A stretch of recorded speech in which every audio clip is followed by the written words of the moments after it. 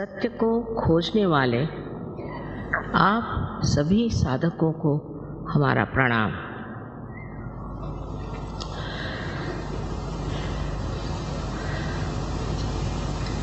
इस कलयुग में मनुष्य जीवन की अनेक समस्याओं के कारण विचलित हो गया और घबरा रहा।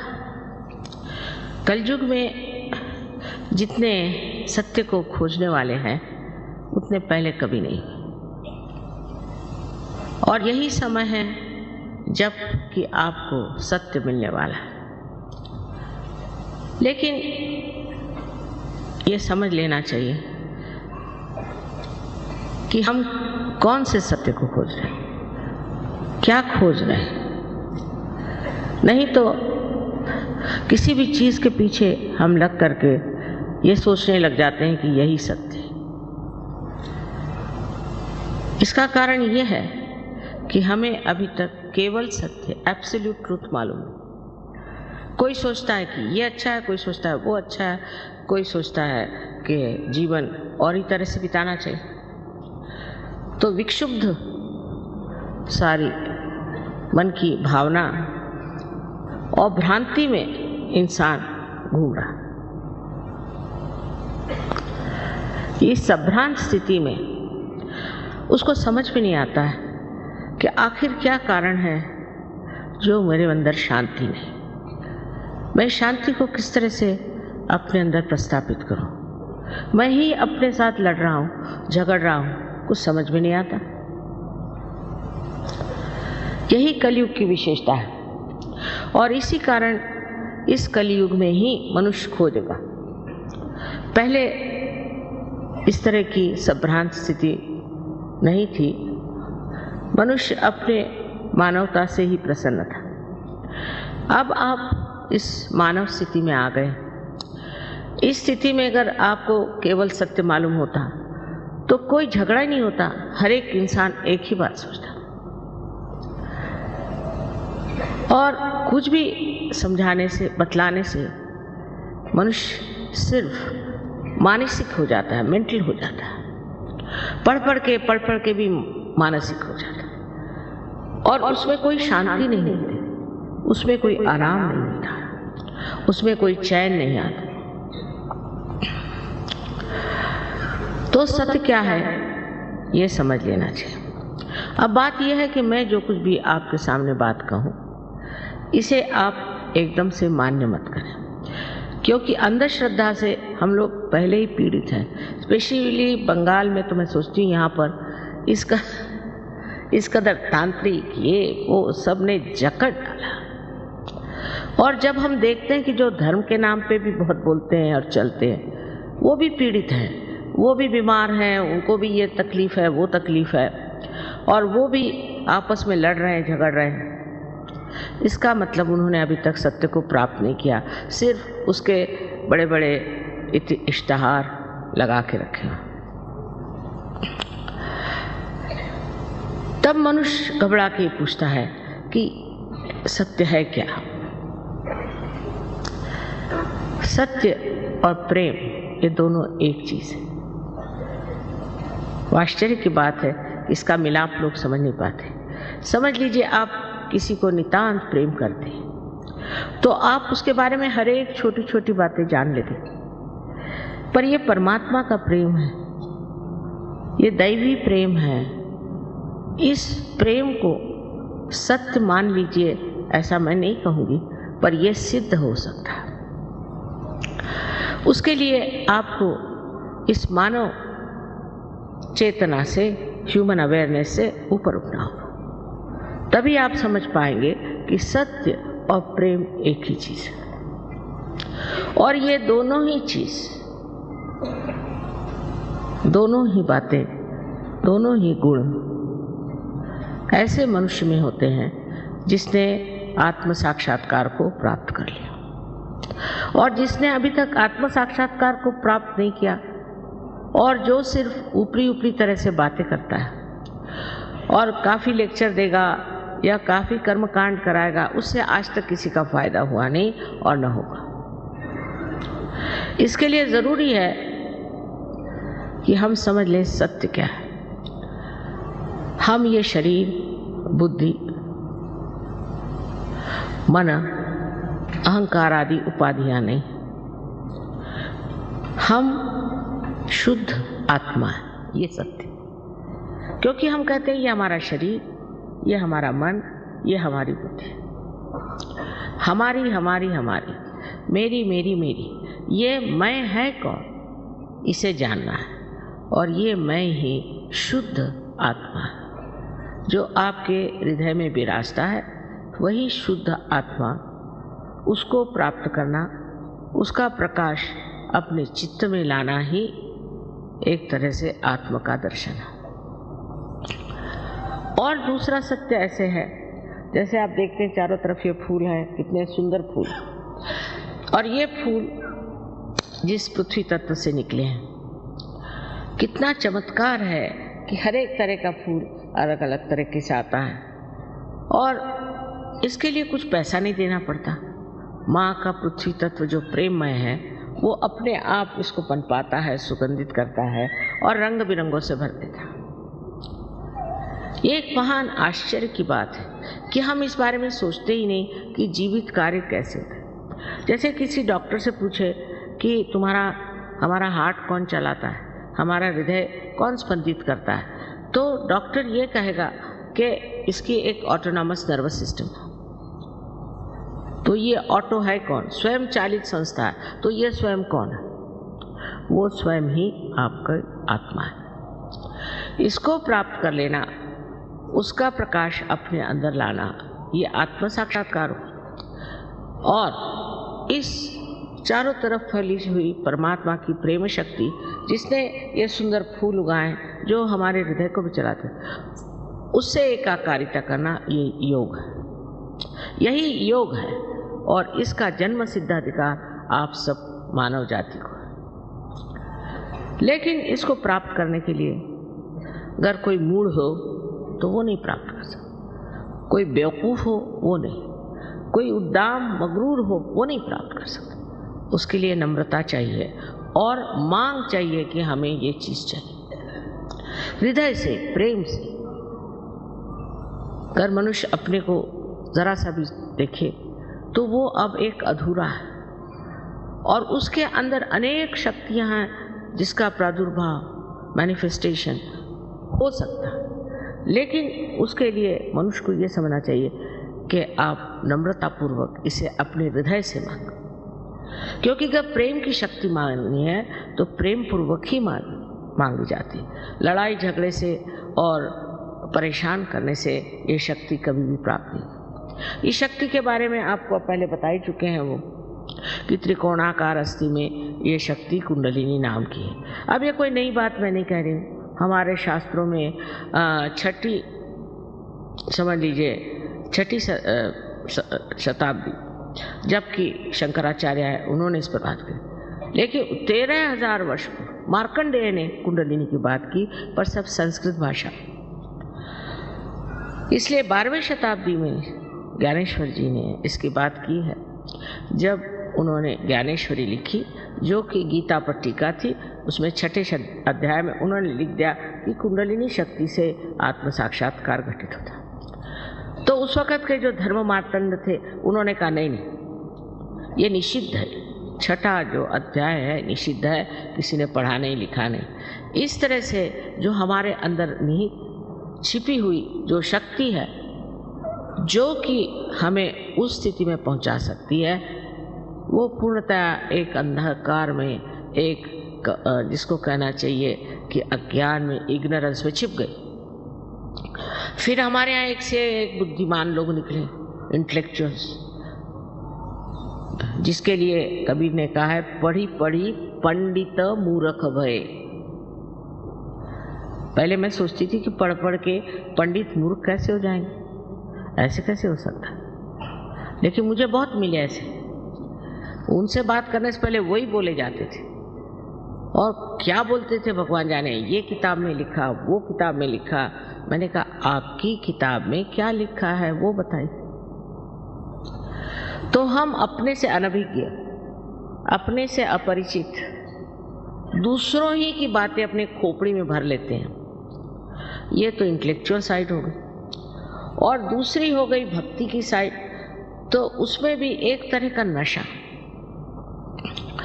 एक तरह का नशा है, चेतना नहीं। दोनों चीज में एक तरह से वास्तविकता से दूर, असलियत से परे, रियलिटी से बिल्कुल दूर हम खड़े हुए।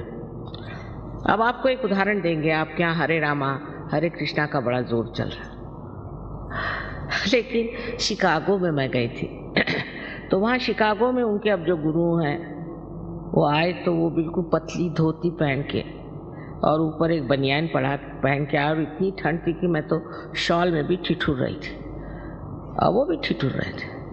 तो मुझे मिलने आए, मैंने कहा ये आप क्या पहन रहे हो, ये ऐसी पतली धोती क्यों पहने हो भाई, इतनी ठंड है, मैं तो माँ हूँ ना, तो दुख लगा कि ये बेचारा धोती क्यों पहने। सो कहने लगे कि भाई बात यह है कि मेरे गुरु ने कहा कि आपको धोती पहने चाहिए तभी आपका मोक्ष होगा। मैंने कहा अच्छा। हमारे भारतवर्ष में 80% लोग धोती पहनते, बंगाल में तो और भी ज़्यादा। और इन सबका अगर मोक्ष होने वाला है तो तुमको स्थान कहाँ मिलेगा। फिर उसने बाल सब मुंडाए हुए थे बेचारे ने, और एक चोटी रखी थी। सो मैंने कहा ये बाल क्यों मुंडा लिए। कहले गुरु ने कहा जब तक बाल नहीं मुंडाओगे तब तक तुम्हारा मोक्ष नहीं हो सकता। उस पर कबीर ने एक बड़ा सुंदर कहा है कि अगर बाल मुंडाने से आप स्वर्ग में जा सकते हैं, तो जिस मेंढे के हर साल 2 बार बाल मुंडाए जाते वो आपसे पहले पहुंच जाएगा। और वो इसको मानते हैं बड़े श्रद्धापूर्ण रीति से, और मुझसे नाराज हो गए कि आपके मैं भी गुरु के विरोध में बोल रहे हो। नहीं, मैंने कहा मैं तो माँ हूं ना, तो इसलिए पूछ रही हूं कि भाई ये अपनी दुर्दशा क्यों बनाए। फिर दूसरी बात समझने की है कि उपवास करो, ये नहीं खाओ वो नहीं खाओ, उपवास करो, सर के बल खड़े हो जाओ, ये करो। कहले काय के लिए? मोक्ष प्राप्ति के लिए। घर परमात्मा आपके पिता स्वरूप प्रेम स्वरूप है, तो कौन पिता चाहेगा कि अपना बच्चा सर मुंडा के पतली सी धोती पहन करके सर के बल खड़ा हो जाए अपने पिता से मिलने के लिए। बताइए कितनी अजीब सी बात है। कोई पिता चाहेगा कि अपना बच्चा भूखा मरे। और माँ को तो अगर सजा देना तो खाना बच्चे बंद कर देते, हम खाना नहीं खाएंगे, हो गया माँ खत्म। कुछ भी गुस्सा आएगा उनका खत्म हो जाता। आप तो माँ को बहुत अच्छे से जानते। तो कौन ऐसा विचित्र तरह का आलंबन है जिससे आप इस मोक्ष को प्राप्त हो सकते। आप जब मनुष्य हुए तो आपने कितना पैसा खर्च किया? आप कौन से तांत्रिक के पास गए थे कि गुरु के पास गए थे, कुछ किया था? आप मनुष्य तो हो ही गए ना। तो कोई ना कोई ऐसी अंदर शक्ति है जिसे मैं प्रेम की शक्ति कहती हूँ, जिसको कि रिडम्पशन की शक्ति कहते हैं, जिससे मनुष्य का उत्थान होगा, जिससे आज आप मनुष्य स्वरूप हो। अब अगर ये आपके अंदर शक्ति है, समझ लीजिए, अगर है तो उसका उत्थान क्यों न किया जाए। अब इसके लिए आप पैसा वैसा नहीं दे सकते, इसके लिए आप मुझे नहीं खरीद सकते। कोई अपने माँ को खरीदता है क्या? कम से कम अपने देश में तो कोई नहीं खरीदता, आप परदेश की बात करो। तो इसको पाने की चीज क्या है? ये भी आपकी अपनी व्यक्तिगत अपनी आपकी माँ है, हर एक की। और आपके अंदर जो भी कुछ है, आपका भूतकाल, आपका भविष्यकाल, आपका सब कुछ इसमें टेप रिकॉर्ड के जैसे भरा हुआ। और वो जानते, ये आपकी माँ व्यक्तिगत आपकी अपनी अपनी अलग अलग माँ है, वो आपके कुंडलिनी में स्थित है। और इसकी शक्ति को अगर जागृत करना है तो उसके लिए आप क्या पैसा दे सकते हैं? अगर समझ लीजिए इस पृथ्वी में आपको पृथ्वी माँ के उदर में एक अगर बीज आपको बोना है, तो वो अपने आप सहज स्पॉन्टेनियसली पनप जाता है। उसके लिए क्या आप सर के बल खड़े हो, नहीं तो कुछ भी करो, उससे फायदा होगा? समझ की बात है। जो जीवित कार्य है वो सारा जीवित कार्य सहज होता है। सहज का माने दूसरा और ये कि सह माने आप और ज माने आपके साथ पैदा हुआ, ये योग का अधिकार है, इसे आपको प्राप्त कर लेना चाहिए। फिर उससे अनेक लाभ हैं। मुझे पता नहीं योगी जी ने आपसे क्या क्या लाभ बताया, लेकिन एक संसार में आप अगर किसी से प्यार करते हैं तो आप नहीं जानते कि सूक्ष्म में उससे कितने लाभ होते हैं। अगर आप प्यार करते हैं और वो भी आपसे प्यार करता है तो दोनों के आदान प्रदान में एक बड़ी सूक्ष्म सी संवेदना होती है जो बहुत सुखदायी और शांतिमय होती है। पर आजकल ऐसा प्यार तो देखने को नहीं मिलता। ऐसी तो कोई व्याख्या भी नहीं कर सकता। ऐसे कोई सेंटिमेंट्स ही नहीं होते। एक दूसरों को नीचे गिराने में, इसकी उसकी गर्दन काटने में ही हम लोग लगे। प्यार की तो बात छोड़ी, यहाँ तक कि जो बड़े भक्ति योग फलाना ढिकाना प्रीच करते हैं और बिठाकर लोगों से भक्ति कराते हैं, वो सब लोगों का ध्यान सिर्फ पैसा लेने पर है। ये समझ लेना चाहिए। इस पृथ्वी माँ को आपने कितना पैसा दिया है जो ऐसे सुंदर सुंदर फूल आपको दे रही है। पहली तो चीज है कि आप प्यार को खरीद नहीं सकते। खरीदा हुआ प्यार नहीं होता। और प्यार की महिमा आप तभी जान सकते हैं जब आप इस महान चैतन्य के प्यार में डूब जाए। आपकी बारीक बारीक चीज भी वो देखता है और संभालता है। जैसे आज की बात बताएं कि नागपुर में बहुत अच्छे गाने वाले हैं, बजाने वाले हैं, तो मैंने कहा कि न जाने उनको बुला लें तो अच्छा रहेगा यहाँ पर, क्योंकि बंगालियों का गाना तो बंगालियों ने सुना ही है, दूसरा कोई सुनाए तो अच्छा रहे। और देखिए सवेरे पहुँच गए वो अपने आप से। मैंने कहा आप कैसे आए? तो कल दुर्गापुर में हमारा प्रोग्राम है, वहाँ हमें जाना था तो हम आ गए। आप सहज में ऐसी बातें होती हैं कि चमत्कार पे चमत्कार हो रहा है। आपको मैं बताऊंगी तो आपको विश्वास है कि चमत्कार जिसको हम कहते हैं वो चमत्कार नहीं है, क्योंकि यह परमात्मा का क्या है, उसमें क्या चमत्कार हो सकता, वही स्वयं चमत्कार है। हमारी दादी जी एक किस्सा सुनाती थी बहुत मजेदार, कि एक इंसान परमात्मा को मिलने चला तो उसको रास्ते में एक आदमी था, वो सर के बल खड़ा था। वो कह रहा था भाई मैं तब से सर के बल खड़ा हूँ, मुझे भगवान कब दर्शन देंगे, तो ज़रा भगवान से जाके कहो कि ज़रा जल्दी दर्शन दे। तो ये गए।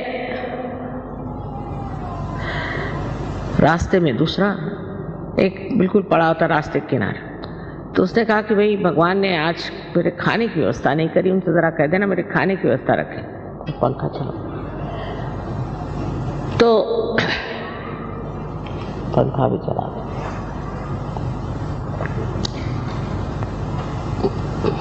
तो इन्होंने कहा कि अच्छा हम कह देंगे भगवान से। तो ये भगवान के पास जब गए तो उनका काम हुआ सो हुआ। उसके बाद भगवान ने पूछा कि भाई और कोई बात है? कहले हाँ एक बात है, वहाँ एक आदमी है बेचारा सर के बल खड़ा है, आपका इंतज़ार कर रहा है, आप ऐसा क्यों नहीं करते कि थोड़े उस पर मेहरबानी कर दें? कहला उससे कहना और थोड़े दिन करते रहो तो अच्छा रहेगा, हो जाएगा। उसके बाद दूसरे आदमी के बारे में कहा कि साहब उसको तो खाना नहीं मिला, ऐसे रास्ते पड़ा, कह रहा था भगवान से कह देना। अरे उनका खाने में ये कैसे हो सकता, एकदम उसका इंतजाम करो। तो ये अचंभे में पड़ गया कि वो तो सर के बल पर खड़ा है तब से, उसकी कोई परवाह नहीं, और ये ऐसी रास्ते पर ऑर्डर दे रहा है और इसकी इतनी परवाह करें। अब ये प्रेम की बात है। तो उनसे परमात्मा ने कहा अच्छा तुम ऐसा करो, तुम नीचे जा रहे हो ना, तो दोनों से एक ही बात कर। क्या बात? कि मैं भगवान के यहाँ गया तो एक सुई के टोक में से उन्होंने सुई के छेद में से एक उसमें से ऊँट निकाल दिया। बस इतनी बात करना था। तो ये आए नीचे, तो पहले इनको वो मिला जो कि सर के बल खड़ा था। फिर ज़रा उनका भाई तुम ठीक आ जाओ, कहा कि अच्छा हम आएंगे कभी। भगवान ने कहा तो और क्या देखा तुमने भगवान? अरे मैंने बड़ा आश्चर्य देखा कि उन्होंने सुई के छेद में से एक ऊँट निकाल दिया। अरे कहने क्या झूठ बोल रहे हैं, भगवान के यहाँ क्या हुआ है, तुम तो मुझसे झूठ बता रहे। अच्छा कहने फिर वो दूसरा आदमी था उसके पास, अरे हाँ खाने का तो इंतज़ाम हो ही जाता, मैंने सोचा ऐसे ही बता दें। तो और क्या देखा तुमने? तुम बताया कि एक आश्चर्य की बात कि एक सुई के छेद में से उन परमात्मा ने एक ऊँट को निकाला। अब इसमें जो सूक्ष्म बात है समझिए। तो वो कहता है इसमें आश्चर्य कौन सा? अरे वो परमात्मा है। वो ऊँट तो क्या दुनिया ही निकाल दे, न जाने विश्व के विश्व निकाल दे, वो परमात्मा है। तुम क्या समझते हो अपने को? ये एक नितांत विश्वास, क्योंकि आत्म साक्षात्कारी आदमी को उसका जो विश्वास होता है वो अंधा विश्वास नहीं होता, वो साक्षात में विश्वास। साक्षात कोई भी चीज अंधे से मान लेना ये मनुष्य के लिए शोभा नहीं देती। आप पहले इसका साक्षात करिए, पहले आप सत्य को जान लीजिए, और सत्य को जानने के बाद आप जानिएगा कि आप कितने महान और गौरवशाली हैं। अभी तो आप अपने बारे में कुछ जानते ही नहीं। जैसे कि किसी छोटे गांव में चले जाइए जहाँ बिजली नहीं कुछ नहीं, और टेलीविज़न ले जाइए और उनसे कहे कि देखो इसमें सब तरह की फिल्म आएंगी, फोटो आएंगे, ये कहला ये डब्बे में, इस डब्बे में, कहला हाँ इसी डब्बे में। जब उसका कनेक्शन हो जाता है तो वो हैरान, इस डब्बे में चीज़ कैसे है। ऐसे हम भी अपने को एक डिब्बा समझते हैं। और ख़ासकर बंगाल में मैंने देखा है कि इंसान बहुत निराश रहता है हमेशा, और रोने के गाने गाते रहता है, रोने में रहता है। अब दिन बदल गए, ये समझना चाहिए कि नया समय आ गया। ये बड़ा एक विशेष समय, इसको मैं ब्लॉसम टाइम कहती हूँ, बसंत बहार कहती हूँ। लेकिन बहुत से लोग इतने निराश हो गए, इतने निराशा में फंसे हुए हैं कि वो समझ ही नहीं सकते कि इस निराशा के बाद एक बड़ी भारी सुबह होने जा रही जो सारे दुनिया में छा जाएगी, और वो आज का समय। पर वर्तमान को हम नहीं जानते, और वर्तमान असलियत है। तो विचार उठे नीचे गए, फिर विचार उठे नीचे गए, उसके बीच में एक जगह है जिसे विलंब कहते हैं, पॉज। वो विलंब को हम नहीं पकड़ पाते जहाँ वर्तमान है। या तो आगे की बात सोचे, पीछे की, जैसे अभी जिनको जाना है वापस सोच रहे होंगे कि अब ट्रैम मिले कि नहीं, बस मिले कि नहीं, ये है नहीं वो नहीं है। या तो पिछली बातें सोचते रहें। और मैं अगर कहूँ कि अभी वर्तमान में आप खड़े हो जाइए तो नहीं हो सकते, क्योंकि एक विचार उठा खत्म, दूसरा विचार उठा खत्म, और हम उसके ऊपर में नाचते रहते हैं। लेकिन जब कुंडलिनी जागृत होती है तो विचार लंबाकृत हो जाते हैं, ऐसे रिलैक्स हो जाते हैं, लंबाकृत, और उसके बीच में जो जगह बन जाती है और वर्तमान में आप खड़े हो जाते हैं। और जब आपका चित्त वर्तमान में होता है तो आप कुछ नहीं सोचते, निर्विचार, और निर्विचार में आनंद झरने लग जाता है। अब जैसे यहाँ एक बड़ा सुंदर कारपेट है, एक उदाहरण के लिए, तो मैं कहूँगी भाई कितना सुंदर है, अब मैं करिए, मेरा है तो मेरे लिए सर दर्द हो जाएगा कि भाई ख़राब ना हो जाए, ये नहीं वो नहीं, इंश्योर करो, सब जो होते हैं प्रॉब्लम्स कोई चीज़ पाने की। और मेरा नहीं दूसरे का है तो मैं ये सोचूंगी कितने का मिला, कहाँ मिला, कब पाएंगे ये। लेकिन अगर हम निर्विचार इसे देखें तो इसको बनाने में जिस कलाकार ने अपना आनंद बूट दिया है, वही आनंद सर से लेकर नीचे तक ठंडा ठंडा बहना शुरू हो जाए, और उस आनंद में आप स्नात हो जाए।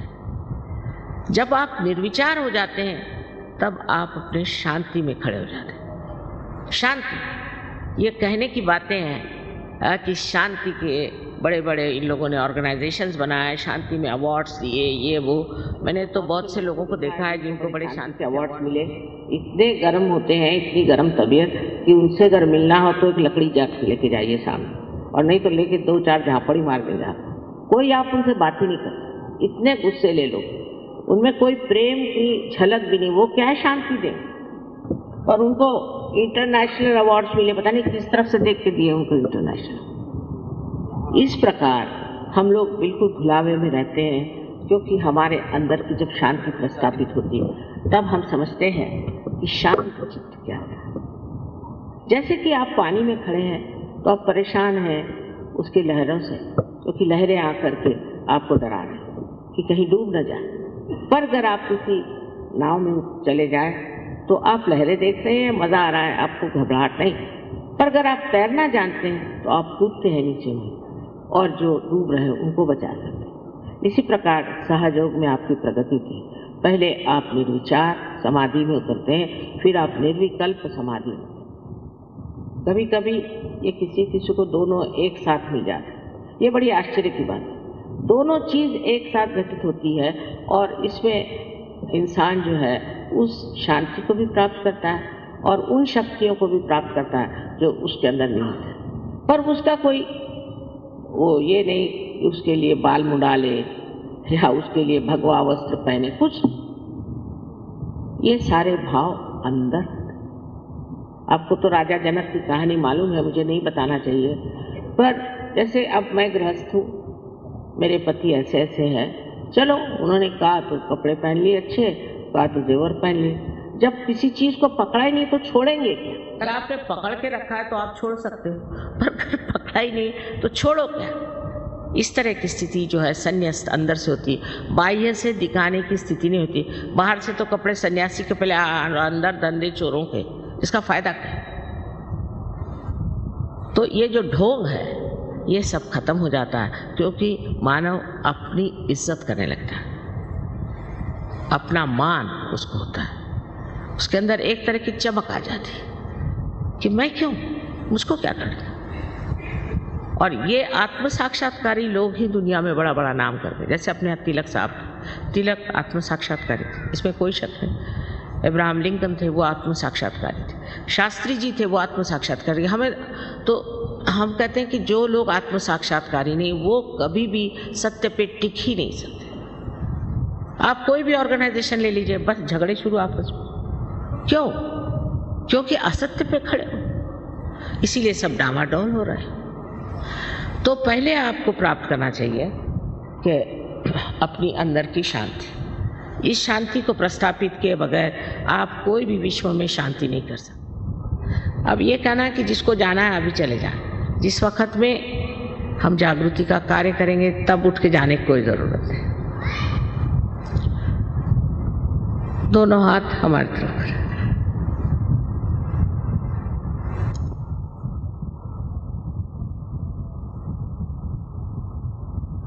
अब पहले तो आपको चाहिए कि अब आप अपने को बिल्कुल तरह से क्षमा कर दें। इस वक्त अपनी गलतियां और पाप पुण्य जोड़ने की जरूरत है।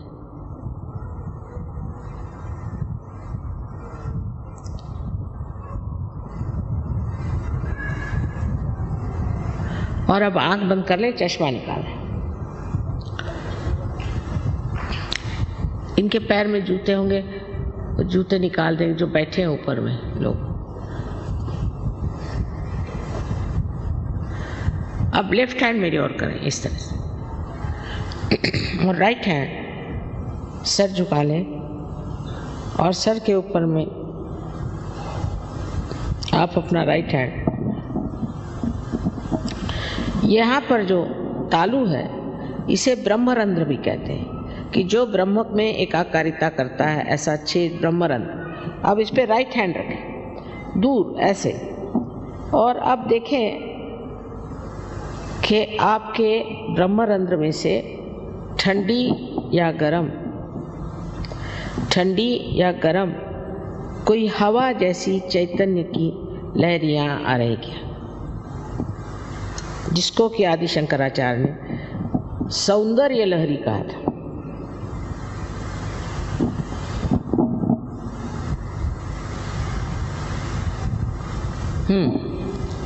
नीचे सर झुकाएं, नीचे सर झुकाएं। अब मेरे और राइट हैंड करें, और फिर से अपना सर झुकाएं, और लेफ्ट हैंड से अब देखें, सर पे हाथ नहीं रखें, सर से दूर, सर झुका, लेकिन शंका नहीं करने की। आप ही के सर से ठंडक आ रही, शंका नहीं करनी, सर झुकाइए। अब अगर गरम आ रहा है इसका मतलब यह है कि आपने अपने को या दूसरों को क्षमा नहीं की, तो वो अभी आप क्षमा करें। और इस वक्त ये मांगना है कि हमें माँ आत्म साक्षात्कार दीजिए। आप मांगिए मन में कि माँ हमें कृपया आत्म साक्षात्कार दीजिए। मैं ज़बरदस्ती नहीं कर सकती, मैं आपकी जो स्वतंत्रता है उसको नहीं छू सकती, क्योंकि अगर स्व का तंत्र बताना है तो उसके लिए ज़रूरी है कि आपकी इच्छा से सब होगा। तो अब फिर से राइट हैंड से आप देखिए और कहिए कि माँ मुझे मेरा आत्म साक्षात्कार दीजिए। राइट हैंड से। अब दोनों हाथ आकाश की ओर करें और सर ऊपर की तरफ। और यहाँ एक प्रश्न पूछें अपने मन में विश्वास के साथ, माँ क्या ये परम चैतन्य की लहरें हैं? प्रश्न करें 3 बार अंदर अपने हृदय में पूछें, माँ क्या ये परम चैतन्य की लहरें हैं? सर पीछे कर। आत्मविश्वास के साथ पूछिए, शंका नहीं करनी है। हाँ, अब हाथ नीचे करें। अब दोनों हाथ मेरी ओर करें इस तरह से, चश्मा पहन लें और मेरी ओर देखें और विचार नहीं करें, विचार नहीं करें। आपके विचार ठहर गए, निर्विचार।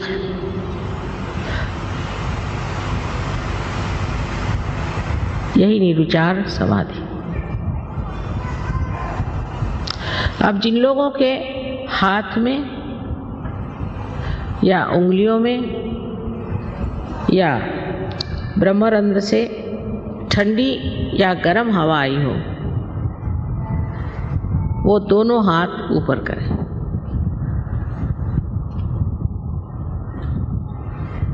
वाह वाह, जरा देखिए आप लोग, क्षण भर में तो सब पार हो गए, क्षण भर में सब पार हो गए, सबने प्राप्त कर लिया। आप इसको आगे बढ़ाना है।